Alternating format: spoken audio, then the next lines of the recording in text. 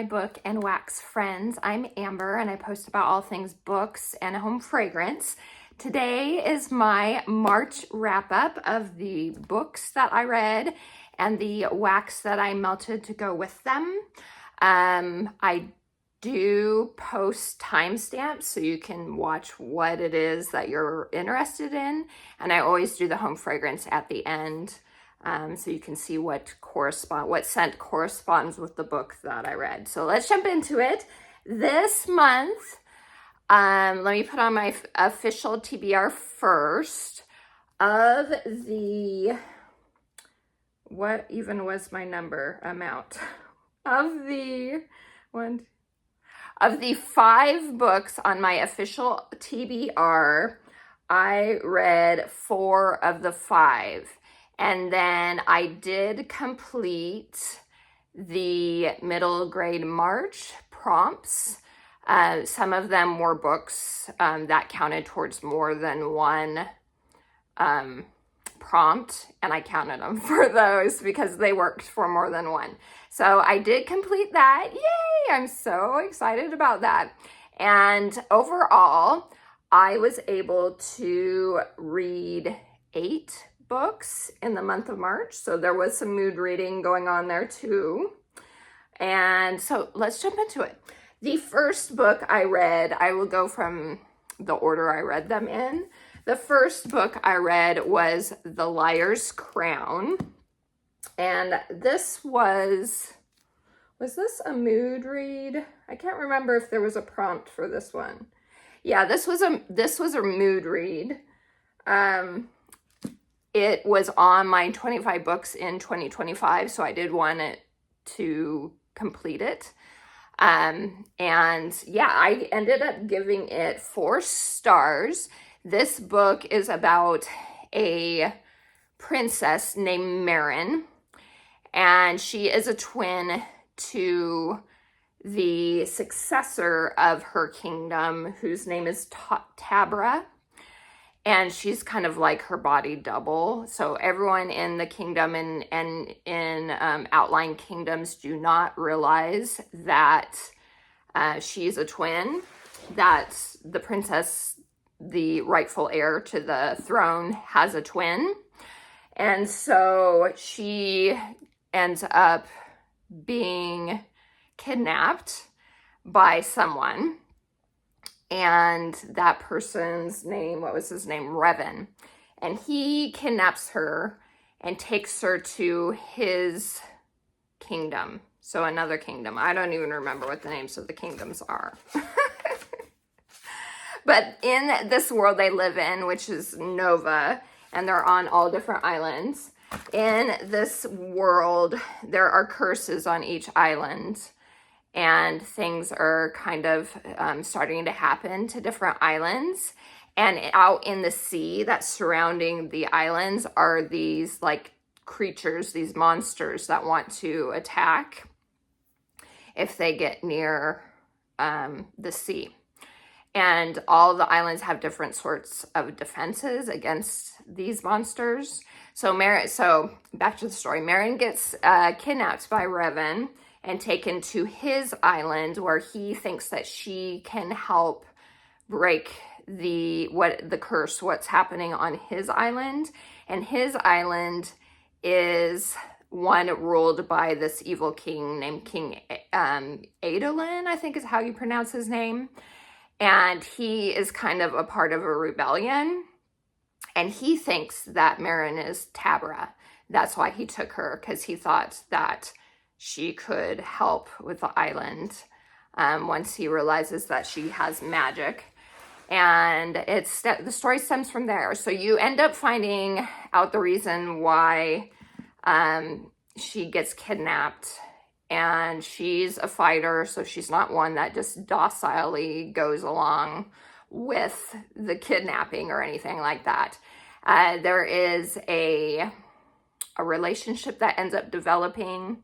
And you realize that Revan isn't a bad guy, despite him kidnapping her. But he thought that there was no other way. He was desperate. Not that that makes it right.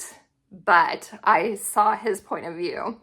And there's a lot of other things that end up happening, some twists and turns that happen in the story that were really interesting. So I don't want to spoil anything. But I enjoyed it. As I said, I gave it 4 stars, right? I gave it 4 stars. And I may continue with Abigail Owens the rest of the series, and possibly her The Games the Gods Play, which is her newest series. She might have other books too, but those are the only 2 series, this one and the other one, that I'm familiar with. As far as content goes, there is one open door scene. It's not overly explicit, but it is there. And there is some profanity spattered throughout. Not super profane, not like constantly, but it is there.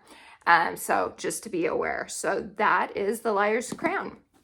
The next one I read was a middle grade March pick. And this is The Little Prince by Antoine de... I can never pronounce his last name, so I'm not even going to try, but there we go. And this was the one I chose for written in the 1900s, but it also pertained to the other prompt too, which was, and I forgot to write them down. Written in the 1900s has an author's name that has at least 3 names. And yeah, so The Little Prince. I have never read this book before. It's a classic, also on my 25 and 2025. So it's another reason why I wanted to pick it up and get to it. And I gave it 5 stars. You guys, I loved it. Going into it, I wasn't quite sure because I have watched one of the versions of the movies that they've done for this book. The one that has like Gene Wilder. I think he plays the fox and stuff in it. And the movie I thought was weird. I was like, I don't like this. It was weird. And kind of made me like uncomfortable. Not that it was bad from what I remember. It's just, I didn't like the whole like humans portraying these animals and stuff. So going into it, I was a little like, I don't know how much I'm going to like it. But 5 stars, you guys. This was so good. So it's about the Little Prince. That's all he's known by. He ends up coming to Earth, and he finds this man whose airplane crashed. Well, not completely crashed, but it ended up not working, and he's out in kind of the middle of the desert, and he's trying to fix his plane. The Little Prince comes along, and he ends up befriending him, and he tells him a story of where he came. So he came from a little planet out in outer space somewhere, and he tells his life story about how he got to Earth and about this rose that he loved, and visiting other planets, other stars. And that was so good. It's making me tear up. It's a story about love and keeping your wonder in life, and that love's the most important thing. So I loved it. And I'm planning on getting a permanent copy for my bookshelves because I want it, because I loved it so much. So 5 stars. It is wonderful. The Little Prince. Okay, next up is another middle grade March, and this was brand new last year, Impossible Creatures by Catherine Rendell. And this was for the prompt travel. And it was, what did I give it? A 4.5 stars. So almost a 5 star. It just didn't give me those 5 star feels like a book has to give me for me to rate it 5 stars. Did I love it? Yes, just not to the point of 5 stars. But this was a magical adventure. It is about a boy. I'm sorry, when you read so many books in a month, it's hard to remember the ones that were at the beginning. So I have to write down the like names of characters and stuff.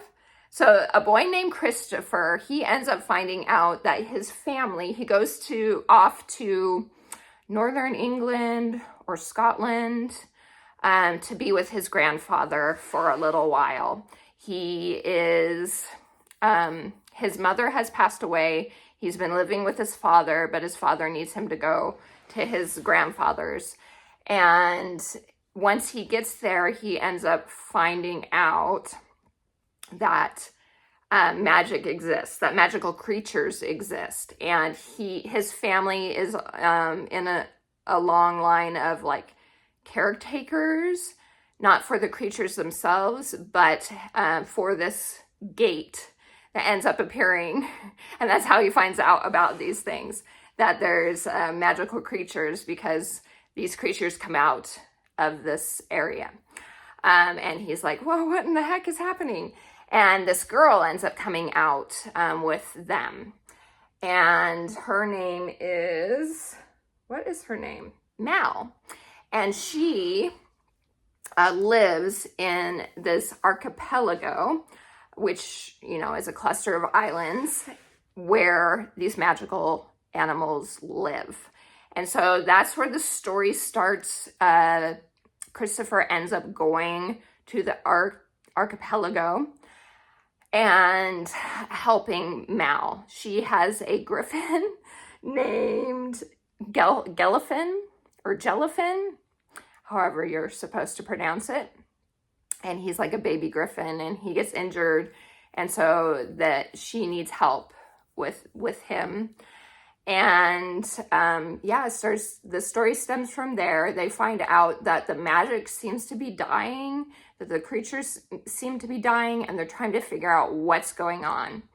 And they end up getting help from a couple other characters. One of them's name is Nighthand, and he helps them kind of reluctantly at first, and you get a lot of his backstory. And then Irian, who is kind of like a scholar type person and trying to figure out what's going on with the magical creatures. So they are on this quest to save the creatures and the archipelago. And yeah, it's really good. And it's hot in here right now, so I apologize if I'm shiny. I loved it. Like I said, not a full 5 stars, but if you're looking for a book with adventure and heart and stakes, this is going to give it to you. And yeah, maybe I'll make it a 5 stars because I'm tearing up. These last 2 books I've talked about, I've teared up over. But anyway, it was really good. I loved it. Highly recommend it. So I might switch my star rating to 5 stars. We'll see. It's still not giving me this 5-star feels though, even though it's made me emotional. Okay, next up, I finished the Belladonna series.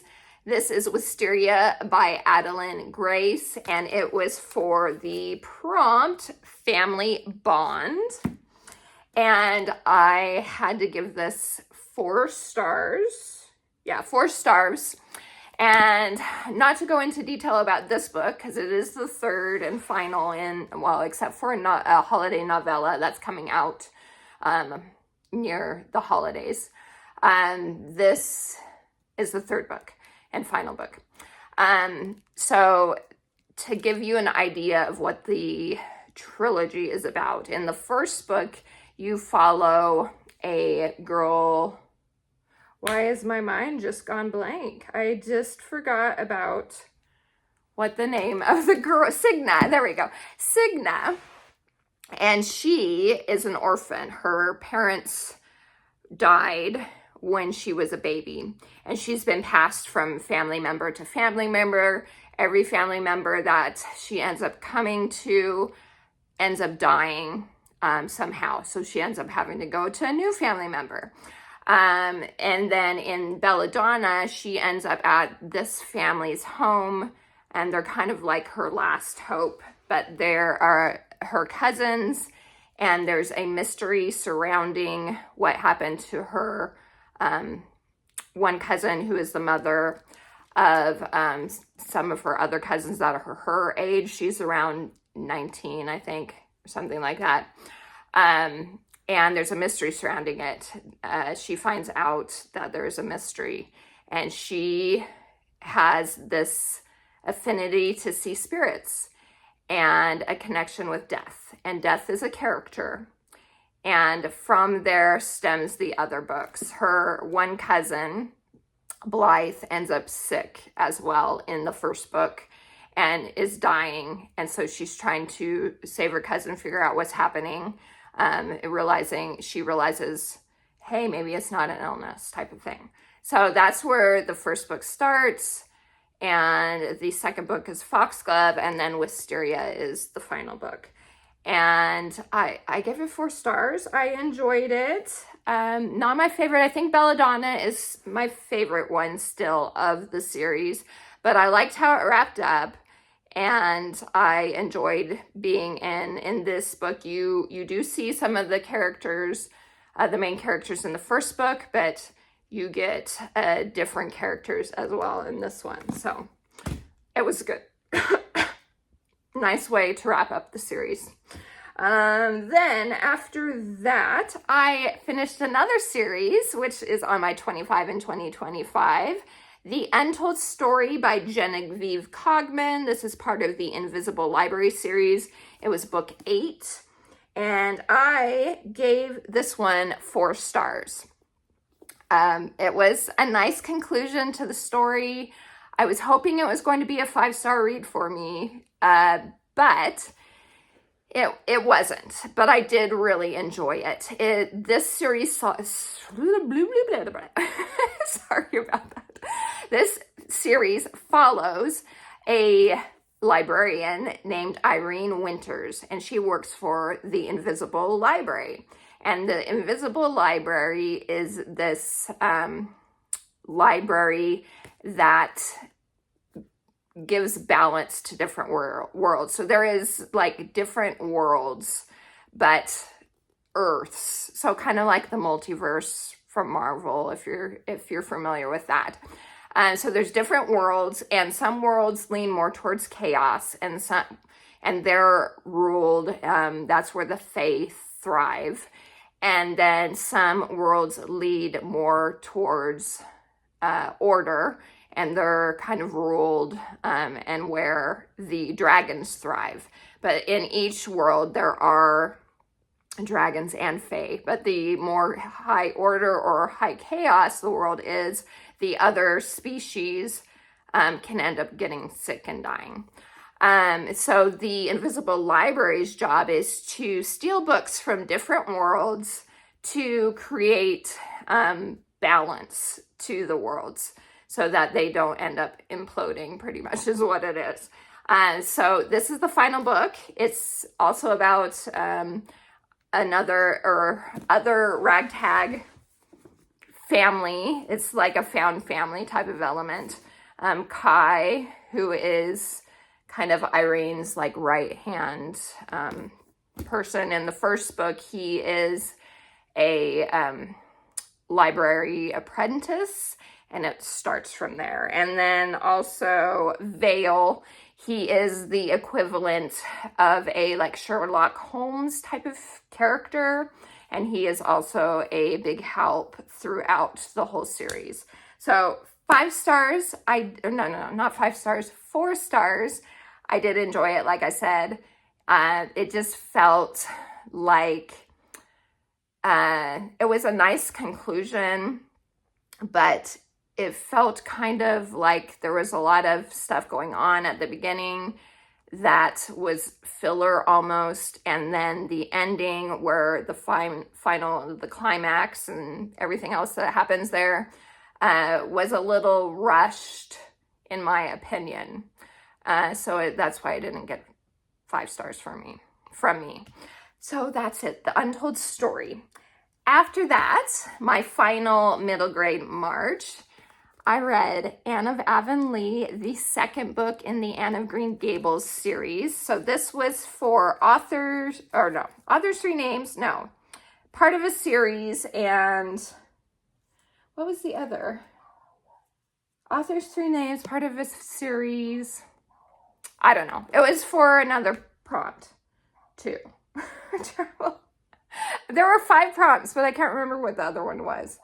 Anyway, Anne of Avonlea, you're continuing to follow Anne. Anne is an orphan, and she is adopted by a brother-sister who own Green Gables, and they were thinking they were adopting a boy.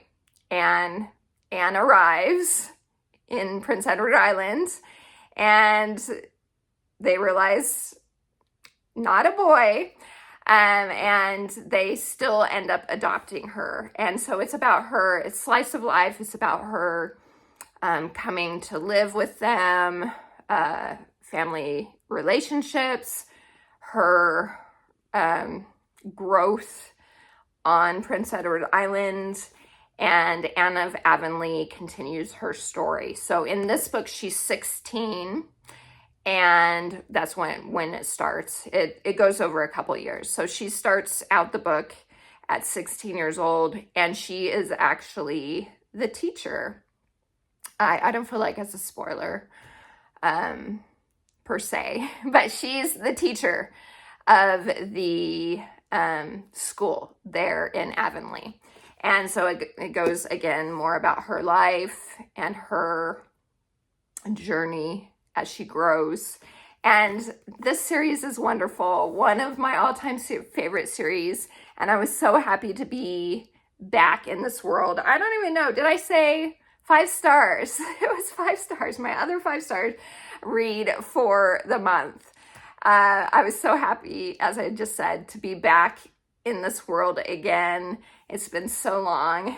Anne is definitely a kindred spirit for me. I love her so much. I love her imagination. I love her heart. I am just tearing up so much in this video. I apologize to you guys, but I feel things deeply. I love her heart. I love her imagination. I love her. I just love everybody and all the cast of characters that are in this. And yeah, so 5 stars for sure. If you haven't picked up Anne of Green Gables, I definitely recommend it and the whole series. So Anne of Avonlea, 5 stars. Okay, next up was Swordheart by T. Kingfisher. I was trying to think. I don't think this was at 25 in 2025. I don't think so. This, I ended up rating 3.5 stars. If I had read it before I found and bought this book, I pre-ordered this book a few months back because it's just stunning. Isn't it so pretty? I love it. I love the cover. And it has teal sprayed edges. If I had read it first, I probably wouldn't have bought it. 3.5 stars. This is a romantasy type story. And it has the classic T. Kingfisher type of characters. I love the way she develops characters. She is a master at bringing characters to life with humor and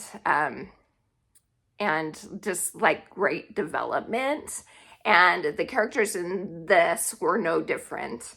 I really liked them. It's about a lady named Hala, and she's like in her 30s. She's a widow, and she ended up going to, in her husband's family, she ended up, after her husband died, going to take care of this elderly relative.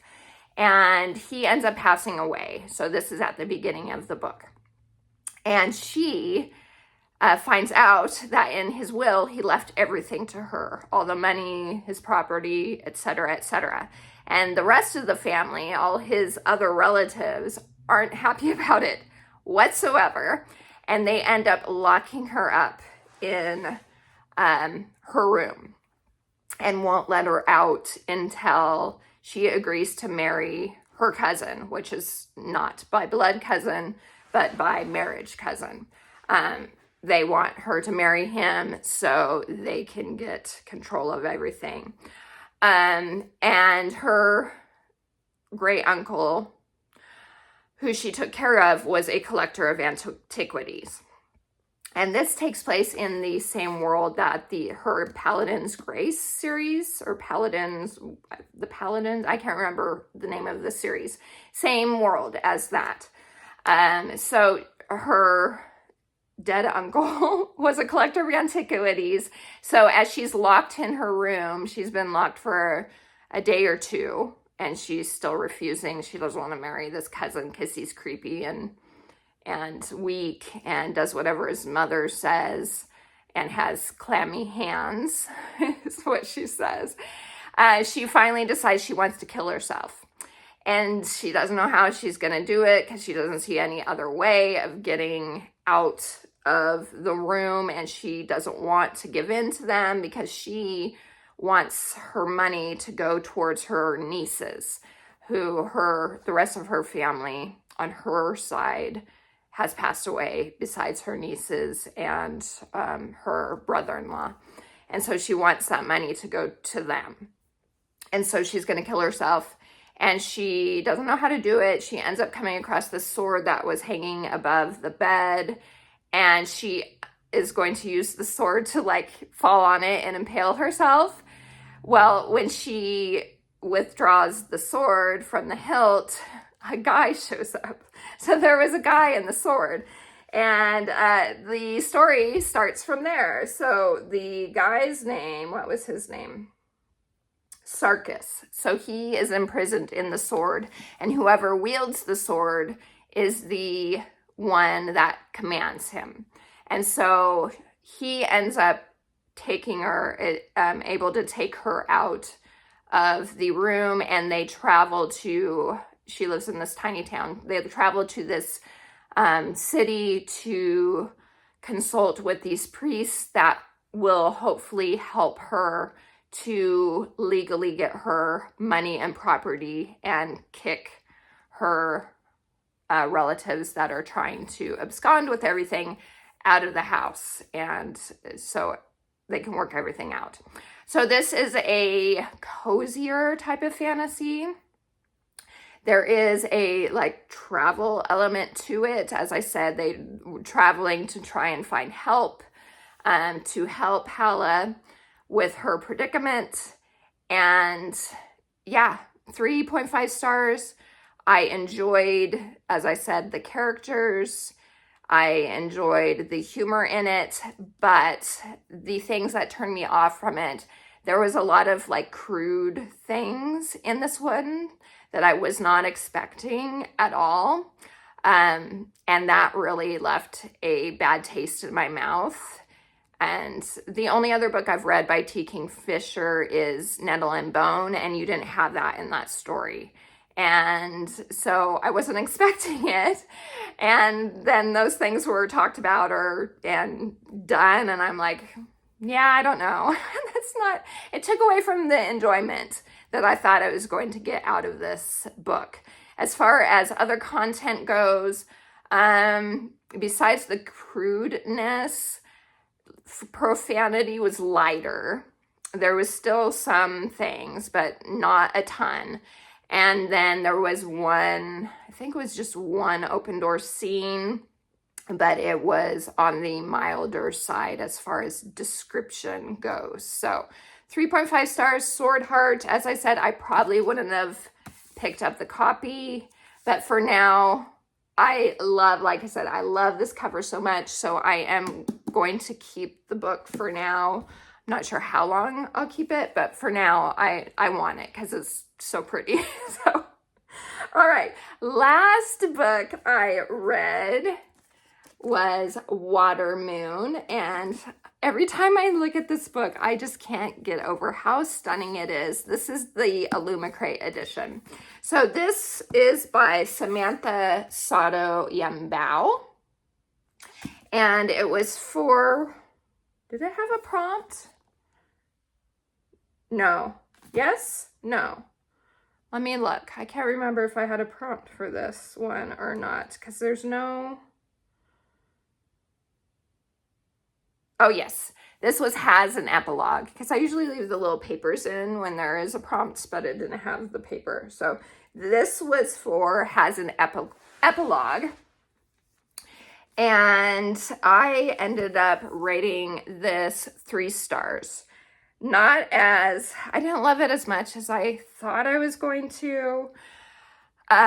This is about a girl named Hannah, and she lives in this world that is not our world, but our world can get to this little part of the world through a pawn shop. So this pawn shop is a magical pawn shop, and you get there without realizing it through a ramen shop. And it's only for those that may need to actually get there. This pawn shop deals in like regrets. So it takes away a regret that you may have had to where you don't remember the regret anymore, type of thing. So Hannah ends up inheriting this pawn shop when her father retires. Her father retires, and she is going to be the new like pawn shop owner. And the next day, which is supposed to be her first day, she comes out of her room and finds everything a mess in the pawn shop and her father missing. And she has no idea, was he kidnapped? What happens? It looks like there's a struggle. And this guy ends up coming into the pawn shop. He's from our world, and his name is Keishan. So Keishan comes in, and he's like a physicist. He's all about, proof and very intellectual and all that sort of thing. And he's blown away by the whimsical, magical world that Hannah lives in. And she ends up taking him. He offers to go with her to help her find her father.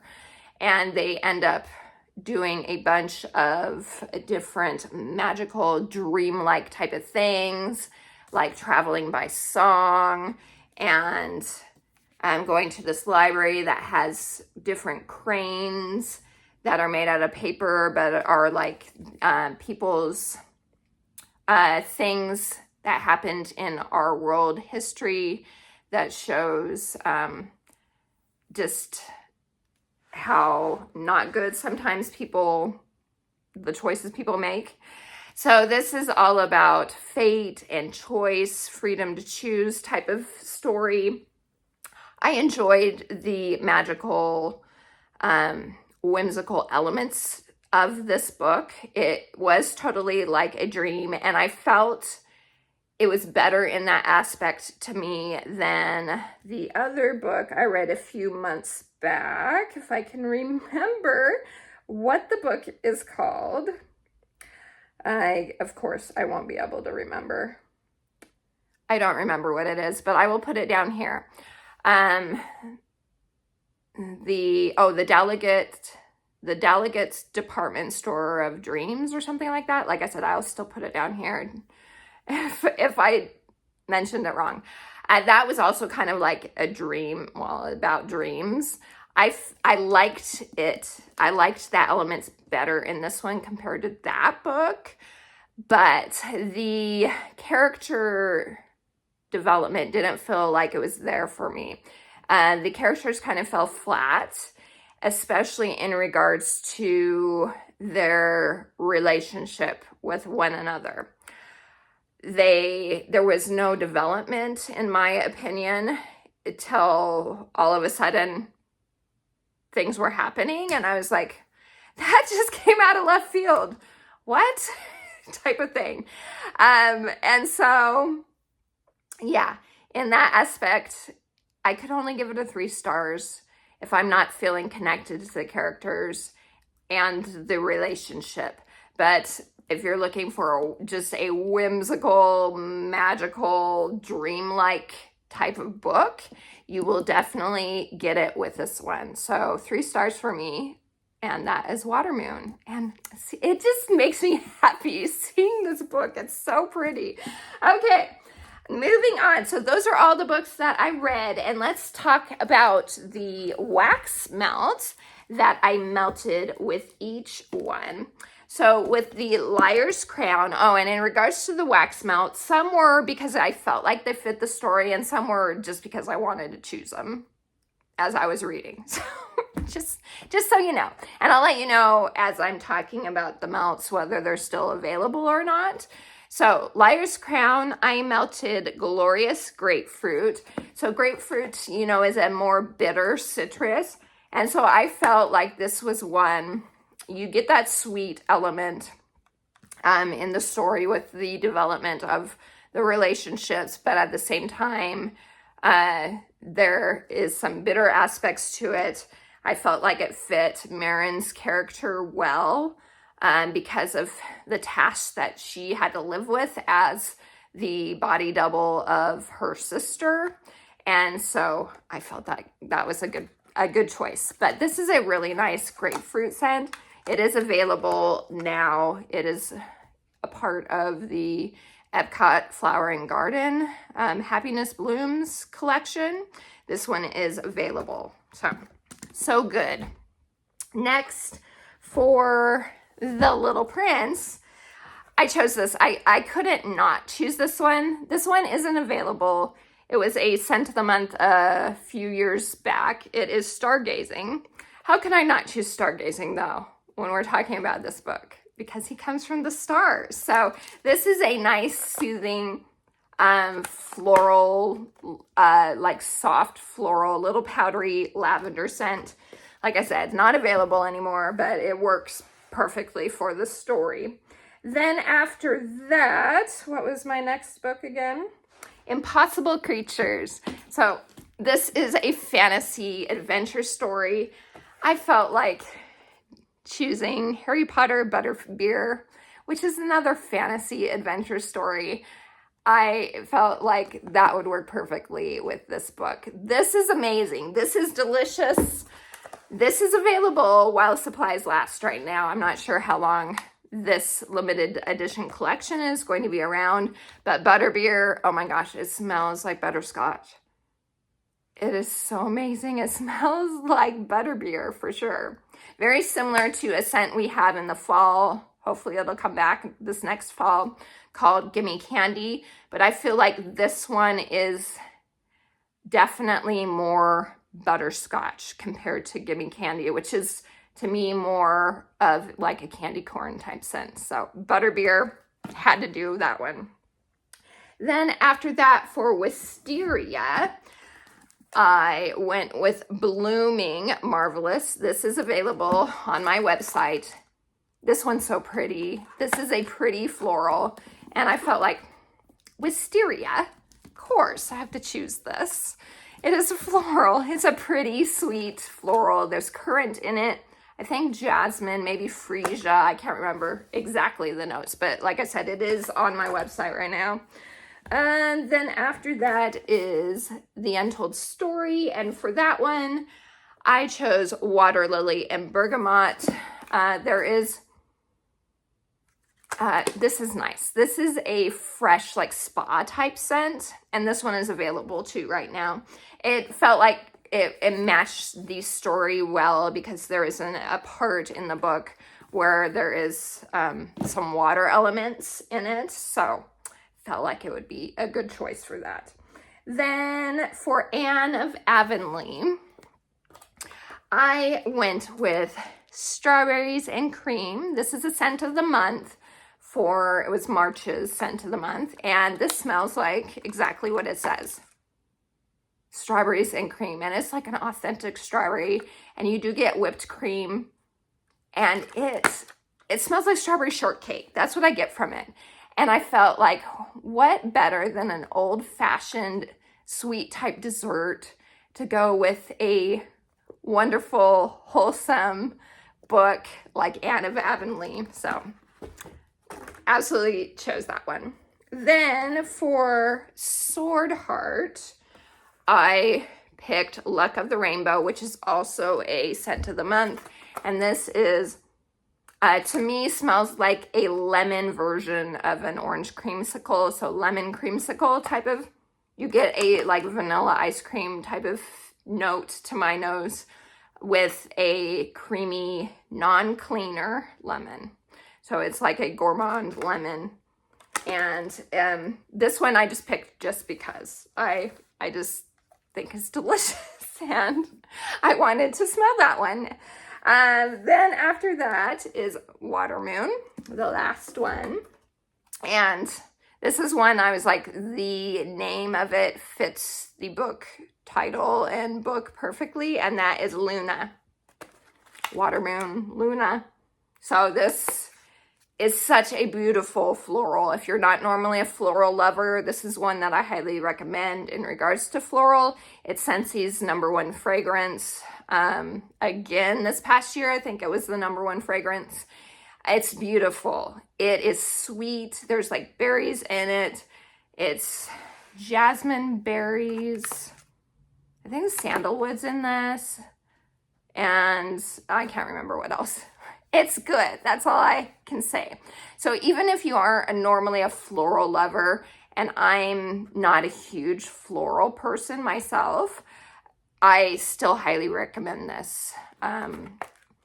If you're still looking for something that's floral to try, you want to, expand your home fragrance horizons, I think it's good to try this Luna. So good. So that's it, you guys. That is all the books I read and the wax melts that went along with them. Let me know, have you read any of these? Are you interested in reading any of these? And yeah, I appreciate all of you guys. Let me know also of what other books you may have read during the month of March. I love chatting with you guys. I appreciate all of you. Please like and subscribe if you haven't yet. And until next time, TTFN. Ta-ta for now.